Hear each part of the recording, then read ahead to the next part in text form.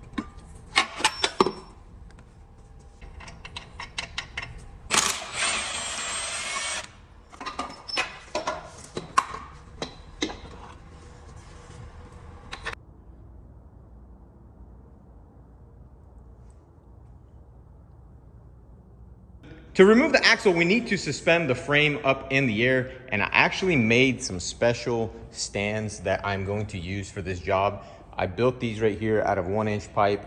I don't know if it's going to be strong enough, but I think it will be, because like this pipe is going straight up and down for the support part, and then these 3 are also supporting, so that's like kind of a lot of support, and they're all very nicely even and all planted firmly on the ground.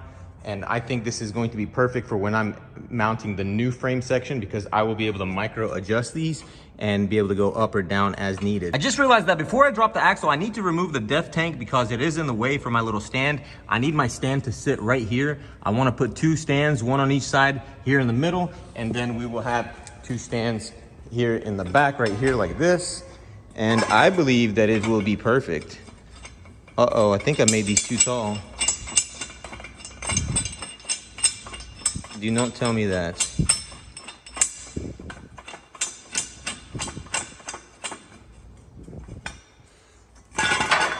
I swear I measured it. But guess what? You know what I can do? I bet you I can pick up this truck and get it under there. Look at that. One-handed it.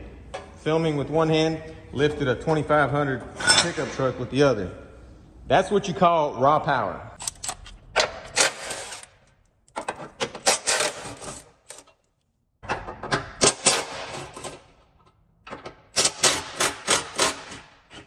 Guys, let me put you on some game real quick. If you have a problem with your feet sweating, if you work a lot, if you wear shoes such as the Bruntwork shoes that I have, a lot of people were saying, oh, those shoes are gonna hurt your feet, they're gonna make your feet sweaty, blah, blah, blah, this, that, and the other. Well, check these out. It's the Ironside Merino wool work socks. And guys, these socks right here are specially designed for the working man. So if you have a problem with sweaty feet, and you want to fix that, check out these wool socks. They're super comfortable. They have ankle high, they have boot cut. They have all the different height sizes that you might need. Yes, guys, when you're out there making money, you have to take care of your feet. Your feet are very important, and if you mess your feet up, you're not going to be able to make your money. So go check out the socks, hit that link in the description. And the cool thing is if you buy some through my link, I will get a little bit of a commission. So go check them out.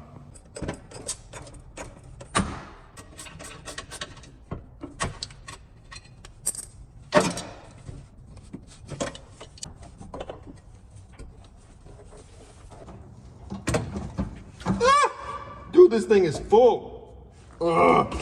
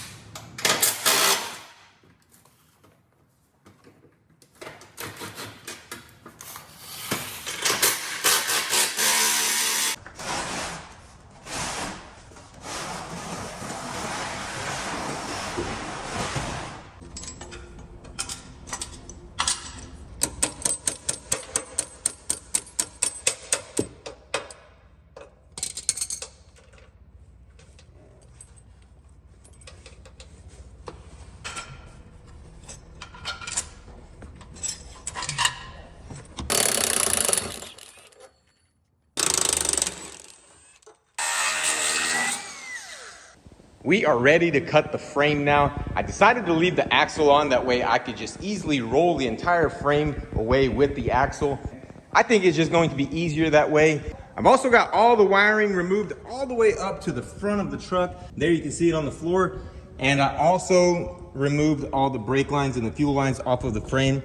We just have to be very careful with them and not damage them. As you can see, I did not open up the brake lines. I wanted to keep the factory fluid in there because it is a brand new truck, has really low miles, and I hate bleeding brakes on these things. So I'm just going to weld this bracket onto the other frame, and I think that's going to be the better way to go.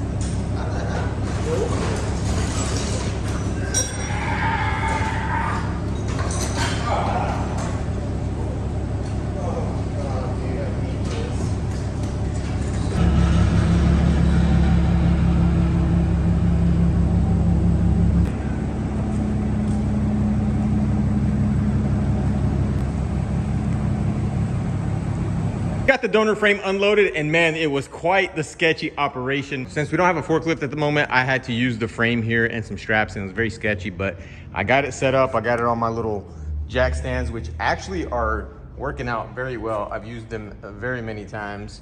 As you can see, we are using them both sets right now.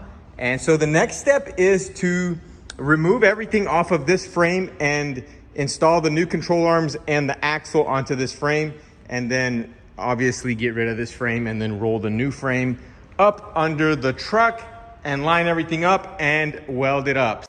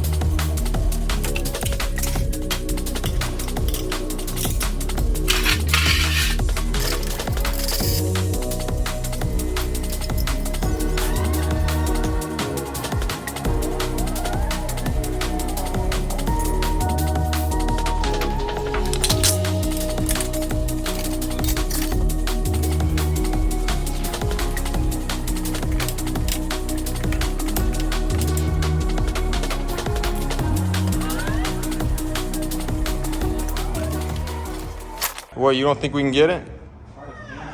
There's no way for it to fall, yeah? What do you mean fall? Where are we gonna go? Hold on, where are we gonna go? No, hold on. So where are we gonna put it though? Oh yeah, I need to move the can. Move this bag. That bothered me. It's always gotta be a full tank. Oh, would be. Yo, that thing is completely full. Well, that's good diesel. Put it in your truck.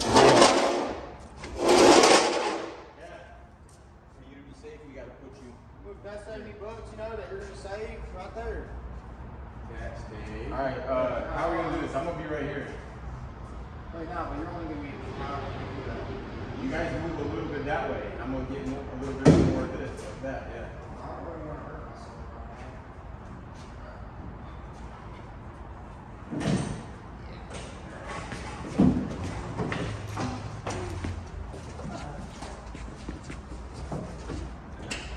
That was easy.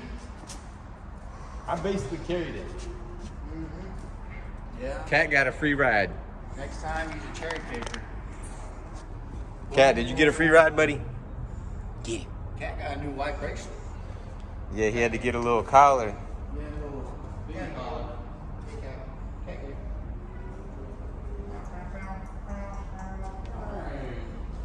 All right, appreciate it, gentlemen. Are you gonna paint it? What color are you gonna paint this frame? I'm going to do the entire frame purple after welding up all the little bitty holes and then doing a custom tucked wiring harness. SEMA build. That's what you need. Yep.